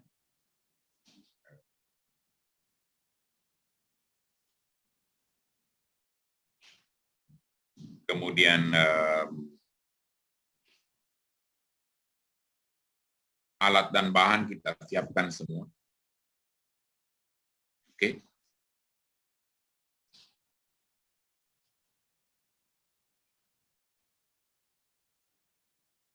Pokoknya begini tahapannya, pada dasarnya adalah semua tahapan pembuatan materinya dibuat di sini. Termasuk lesson plan-nya Anda, ya, RPP-nya dibuat, alat tesnya, worksheet-nya, lembar kerjanya. Kalau Anda mau buat juga, karena biasanya dipakai juga, ada istilah keterlaksanaan, itu dilihat dari bagaimana guru melaksanakan, betul-betulkah, atau Anda sebagai pelaksana. Jadi ada lembar observasi keterlaksanaan model pembelajaran, itu dibuat semua tahap pembuatan. Pokoknya semua komponen dari model pembelajaran itu, paket pembelajaran tersebut dibuat di tahapan. Oke. Lalu yang di bawah ini terkait dengan model apa yang kita mau pakai. Maksudnya bentuk, apakah ada yang bentuk file dalam komputer saja misalnya, atau ada bentuk fisik langsung. Kalau Anda mengembangkan media digital, ya pasti berbasis software. Kalau media fisik begitu, Anda harus buat bentuk fisik dari bentuk-bentuk geometri dan seterusnya. Setelah semua dibuat, baru kita jadi nih semua itu, baru kita masuk pada, kalau sederhananya di sini, ya di sini sebenarnya validasi, kemudian uji coba. Jadi kita buat seserius mungkin, yang terbaik yang kita bisa buat, dengan kalau diupayakan zero mistake, tidak ada kesalahan, ya. Tapi karena ini prosedurnya, Anda pada tahapan sebagai seorang yang belajar, mahasiswa, saya pun kalau disebutnya sebagai pakar, pada saat membuat sesuatu, itu masih harus melibatkan orang lain untuk menilai apa yang saya sudah buat itu benar. Paling tidak dalam prosesi menulis sebuah artikel jurnal, kalau saya buat sesuatu, tulis sesuatu, itu pasti harus dinilai oleh sejawat atau peer, direview oleh sejawat. Orang yang lain yang paham juga tentang apa yang saya tulis, dan dia akan baca bahwa ya cocok. Kalau ini tidak, menurut saya tidak, kita akan melakukan penyesuaian. Sepakar apapun seseorang membuat sesuatu, harusnya ada penilaian orang lain, ada mata lain yang melihat. Ya. Hal itu supaya lebih bagus hasilnya, meskipun saya sudah mengupayakan membuat yang terbaik, tapi pasti kemampuan saya terbatas, karena orang biasanya mata saya 2, kalau ada 4 mata berbeda yang bisa dilihat 4 mata dengan hanya 2 mata, makanya butuh tahapan penilaian pakar. Saya juga sudah pakar mungkin, tapi saya masih butuh pakar lain. Kalau mahasiswa Anda sama sekali belum menjadi pakar, Anda akan menjadi pakar. Jadi pada saat semua itu validasi. Kalau instrumen Anda validasi di P3NT paling tidak, misalnya dulu ya, kalau kita melakukan penelitian eksperimen saja, yang lain-lain, atau langsung penelitian eksploratif, karena banyak sekarang juga mahasiswa penelitiannya eksploratif, langsung saja turun ke lapangan, lalu apapun di sana mereka tidak melakukan tindakan atau perlakuan, langsung saja mengetes siswa. Itu mengeksplorasi saja namanya. Anda cari tahu apa yang mereka mampu tentang ini. Asumsinya mereka sudah pelajari, diajarkan oleh gurunya, langsung Anda tes. Anda bukan yang mengajarkan, berarti Anda langsung eksplorasi saja, bukan eksperimen, ya. Mungkin mengarah ke ekspos faktor saja.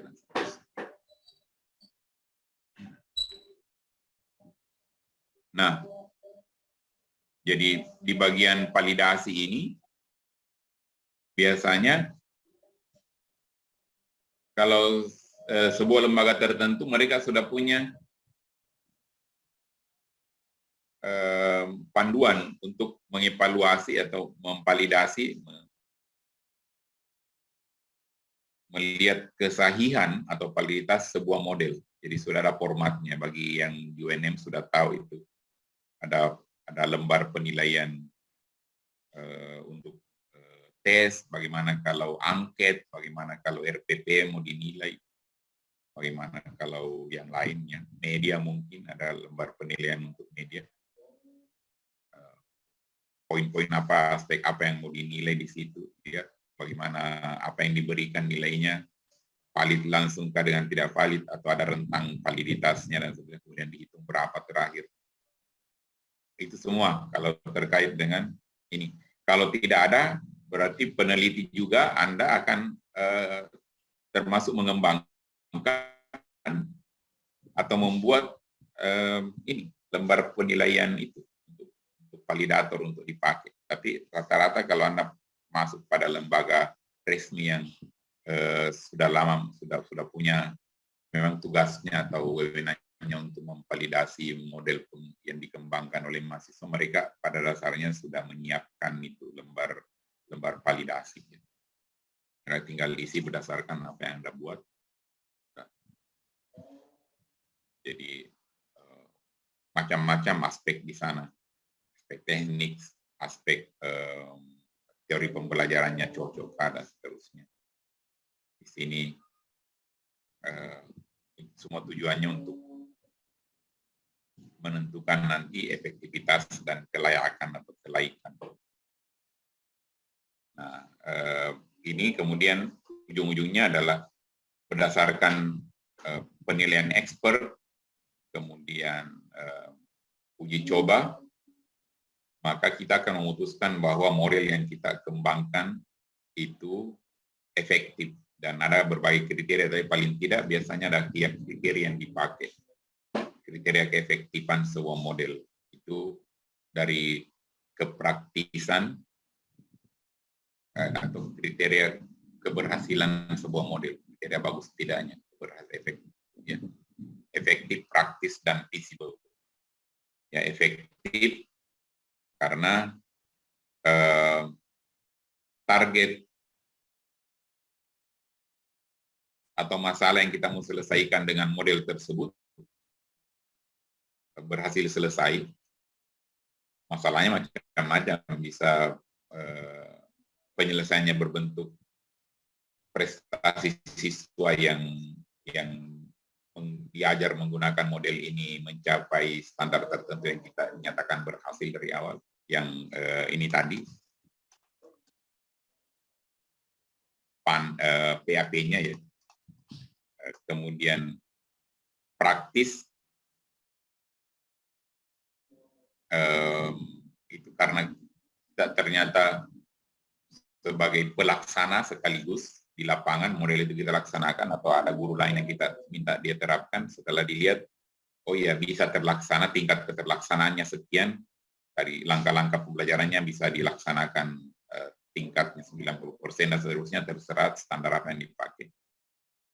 Dan termasuk di situ juga visible-nya untuk di ini, dan penilaian validator juga mencapai standar tertentu. Ada kategorisasi penilaian validator. Kalau misalnya sekian persen dari total konversi nilai dari validator itu katakanlah sebagai contoh 80%, nah, dan kita ternyata standarnya itu sudah memenuhi standar baik, berarti sudah visible. Kalau misalnya validator mengatakan oh ya masih kurang di sini sehingga nilainya secara total baru 60%, sementara standar yang kita pakai dari awal penilaian seperti itu 80, berarti kita akan melakukan perbaikan di sana sini berdasarkan penilaian validator tersebut atau penilaian pakar, lalu dimasukkan lagi ke mereka di validasi kembali setelah kita. Tadi yang penilaian acuan patokan itu untuk prestasi siswa mungkin dijadikan acuan. Nah, itu pada saat kita uji cobakan paket. Nah, penguji cobaan ini seperti yang saya ungkap di awal bisa diuji coba dalam setting eksperimen ya, atau PTK. Dan kita jadikan diuji cobakan di kelas langsung ya. Memang kita targetkan bahwa di sanalah nanti mau diterapkan berdasarkan hasil analisis awal di sini ya. Analisis sekolah mengatakan yang dari awal kita sudah bikin perjanjian bahwa tadi bagian sudah mengajar saya mau pakai di kelas saya sendiri, pakai di situ untuk melihat betulkah ini model bagus, berfungsi dengan baik, dan memang berhasil membuat siswa mencapai target yang kita inginkan dari awal sudah ditentukan. Oke. Setelah itu baru dilaporkan bahwa ini sudah saya dari hasil validasi expert, mungkin sampai 2 kali divalidasi untuk dapat standar yang Anda nyatakan bahwa Anda lihat bahwa ya sudah memenuhi validitasnya, level validitas yang diinginkan. Keterlaksanaan pada saat diterapkan di kelas juga sudah mencapai sekian, kemudian prestasi siswa, hasil tesnya juga sudah mencapai sekian, maka kalau ketiga kriteria itu sudah dipenuhi, maka kita menyatakan bahwa model ini sudah bagus, sudah memenuhi. Itu lanjut untuk kalau tahapan teman-teman semua ya sudah siap untuk ujian seminar hasil.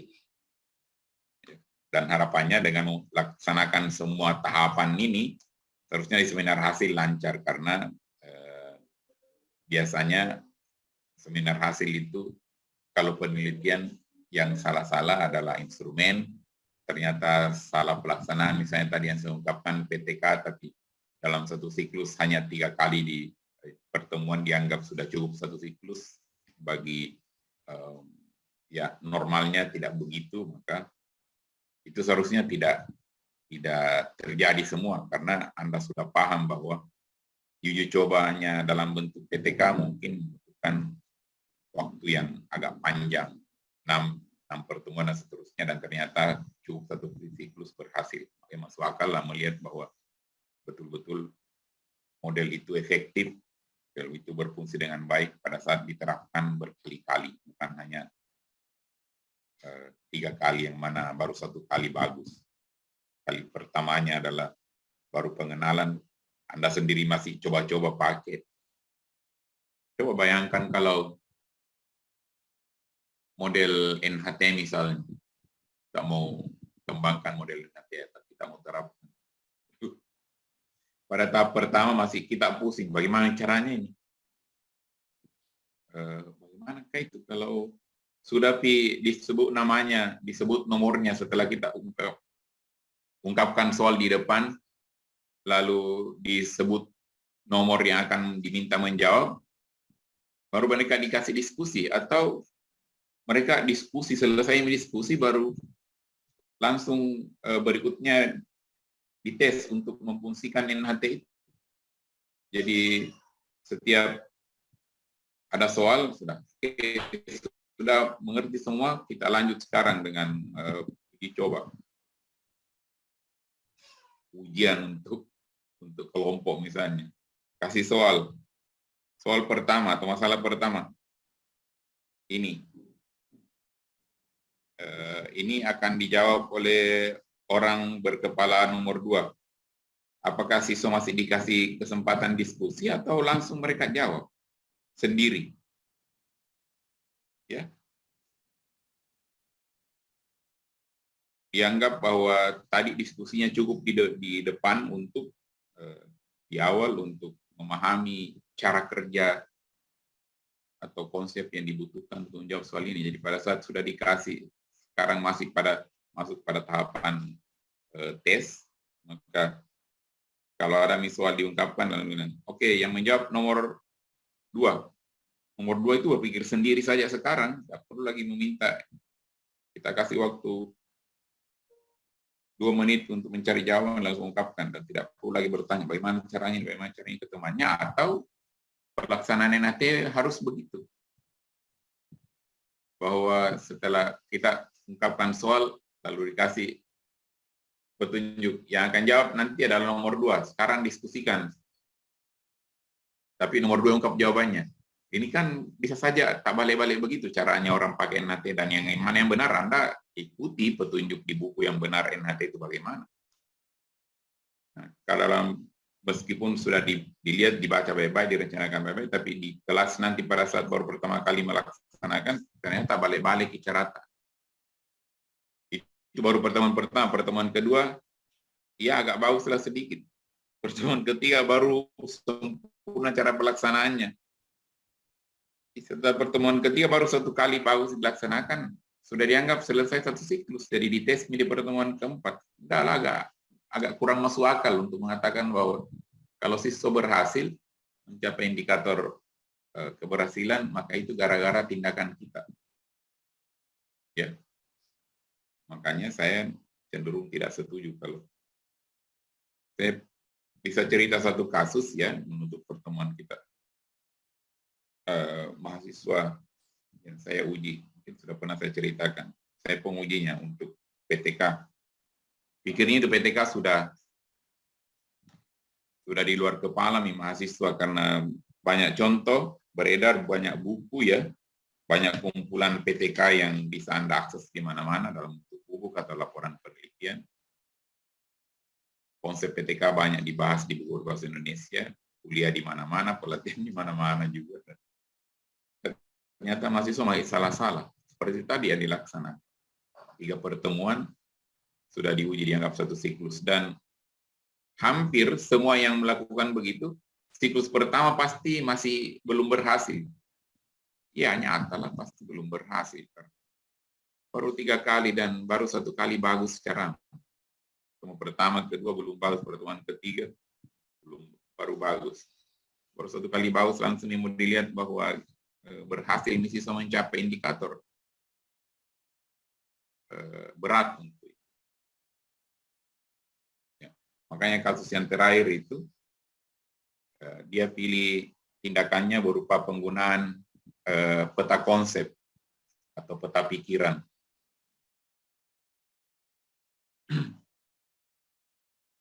Yang parah karena malah di pertemuan pertama dan kedua tidak dilaksanakan. Pertemuan ketiga baru siswa disuruh bikin peta konsep dari apa yang dibahas di pertemuan pertama, kedua, dan ketiga. Lalu pertemuan keempat sudah ditesmi juga, atau di akhir pertemuan ketiga ditesmi juga. Ya nyata ini tidak berhasil itu mencapai prestasi yang diinginkan karena gara-gara peta konsep, karena baru 1 kali peta konsep dilaksanakan. Kalau tadi yang saya cerita itu baru 1 kali bagus, kali ini yang baru 1 kali, pertemuan ketiga baru dilaksanakan, kan aneh.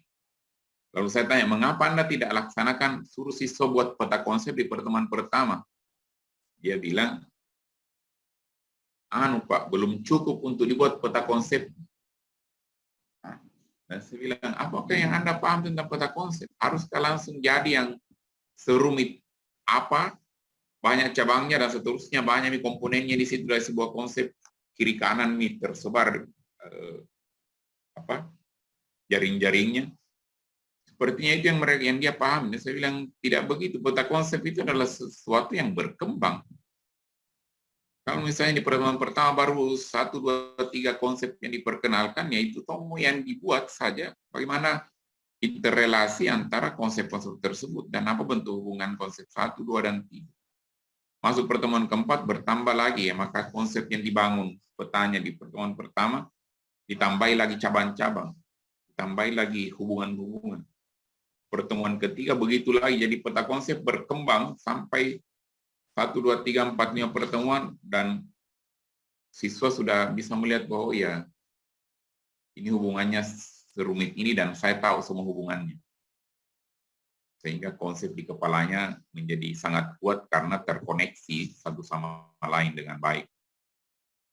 Maka itu dikatakan menjamin bahwa dia akan paham sesuatu. Barulah dites di pertemuan ke-6. Untuk melihat apakah gara-gara peta konsep masalah yang dihadapi dalam pembelajaran matematika selesai. Dan biasanya kalau sampai 5 pertemuan, 6 pertemuan baru dites, itu cukup 1 kali siklus, 1 siklus sudah berhasil mencapai indikator. Dan kalau indikator yang kita tetapkan semua sudah dicapai, indikator prestasinya, indikator keterlaksanaan juga mungkin memang sudah bagus selama 5-6 pertemuan. Pertemuan keempat, 5-6 sudah 100% kita laksanakan langkah-langkahnya itu berdasarkan hasil observasi. Sudah, maka itu sudah cukup dilaporkan 1 siklus kita sudah berhasil. Ya. Dan biasa saja, semua PTK dalam 1 siklus selesai itu normal.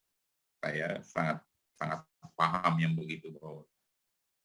Karena yang namanya PTK, target itu bukan semata-mata perubahan atau peningkatan, tapi ada standar yang ingin dicapai. Kalau Anda, ya kita punya 4 menit, bayangkan kita sakit, lalu ke dokter. Dokter itu mendiagnosa penyakit kita. Mengatakan, oh ya, dengan demikian penyakit Anda adalah ini. Dari hasil diagnosa itu muncullah penyakit yang berdasarkan kepakaran seorang dokter. Dari hasil diagnosa kita, dari pengamatan, dari data interview, dari data prestasi siswa di sebuah kelas, kita akhirnya dapat bahwa ya masalah siswa itu sesungguhnya di sini. Sama itu, penyakit seseorang adalah ini, dokter. Saya sebagai calon peneliti yang akan meneliti akan menganalisis berbagai data untuk mengatakan bahwa oh ya, masalah siswa ini begini sebenarnya. Lalu dokter akan meresepkan obat. Saya akan membuat tindakan, merancang tindakan. Lalu dokter bilang, ini resepnya, Anda tebus, dan Anda dianggap sembuh.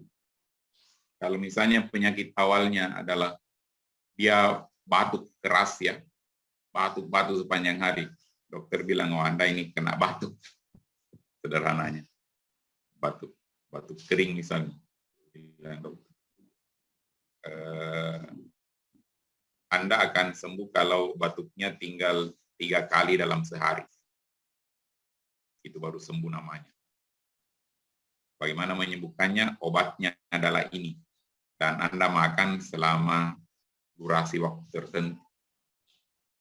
Durasi waktu tertentu yang masuk akal, bukan hanya 1 hari dimakan. Ya.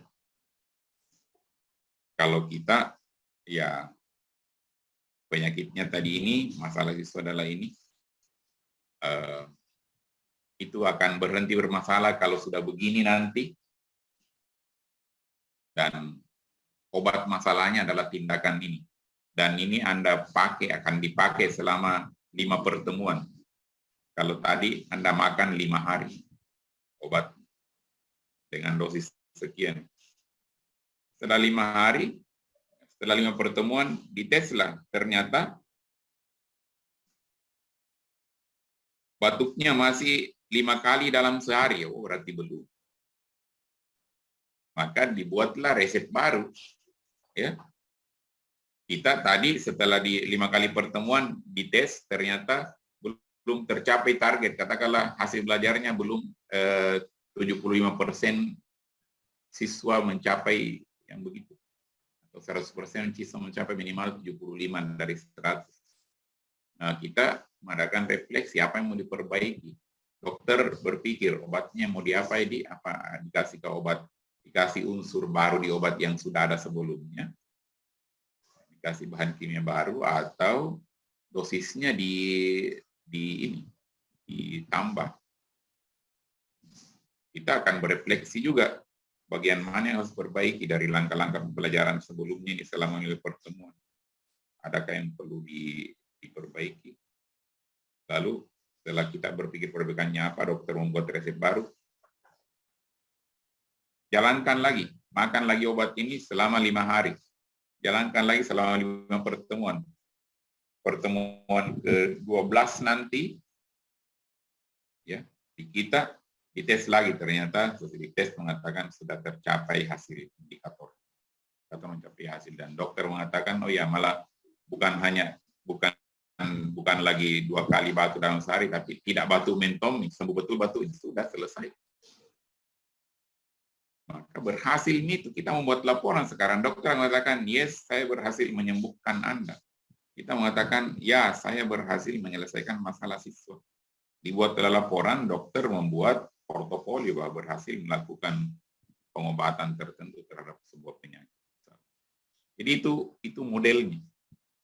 Nah, yang lalu itu 3 kali pertemuan ketiga saya, pertemuan, dan lanjut lagi setelah pertemuan ketiga dipakai katanya, dia tes mi hari itu juga belum berhasil. Lanjut lagi pertemuan keempat, kelima, itu pertemuan keempat dan kelima belum dipakai lagi mind mapping. Nanti pertemuan ke-6 baru dibuat lagi peta konsep. Di pertemuan kan akhir juga langsung minat tes. Nah, bilang berhasil nih Pak di sini mencapai indikator yang saya tentukan. Bilang omong kosong kok itu jangan nih. Tapi bahwa sekarang ini salah penelitianmu, tapi karena kasihan kalau Anda disuruh mengulangi lagi penelitian, Anda laporkan begini saja. Disuruh sedikit memodifikasi, tanda kutip. Ya, supaya laporannya agak bagus, orang akan bisa baca nanti. Apapun yang dihasilkan siswa di pertemuan pertama, cari tahu ya, atau Anda pikirkan modelnya, mind mapping-nya, dan berkembang sampai pertemuan ketiga. Lanjutkan lagi pertemuan 4, ditambah lagi diperluas mind mapping. Pertemuan ke-6 mind mapping terakhir adalah ini, peta konseptual adalah ini, dan Anda uji di pertemuan ke-6, ternyata berhasil. Pandang itu 5 pertemuan sebagai satu siklus saja, dan Anda bikin satu siklus cukup untuk membuat PTK yang berhasil, tapi satu siklusnya terdiri dari 6 pertemuan. Pertemuan ke-6 sekaligus tes. Itu lebih masuk akal secara prosedur dan lebih benar secara prosedur PTK dibandingkan yang Anda lakukan sebelumnya 3 pertemuan, hanya di pertemuan ketiganya yang Anda pakai. Sudah akhirnya diperbaiki, dan sudah itu ujian tutup dan dianggap sudah layak untuk sarjana dengan memproduksi laporan yang paling tidak bisa dibaca oleh orang lain, dan saya yakin orang bisa belajar dari situ hal yang benar, bukan belajar dari contoh yang salah. Oke, saya pikir itu ya, dan masih banyak yang lain model yang Anda harus lihat dan dipelajari sendiri. Ada semua bukunya saya sudah berikan ya, dan ada contoh satu model penelitian itu yang dibukukan yang menggunakan pendekatan atau prosedur ADDIE. Saya pikir saya sudah berikan, kalau tidak saya akan cek sebentar untuk dikirimkan kembali ke Anda semua. Contoh nyata dari ADDIE, model ADI, bagaimana prosedur pelaksanaan, karena ini tahapan.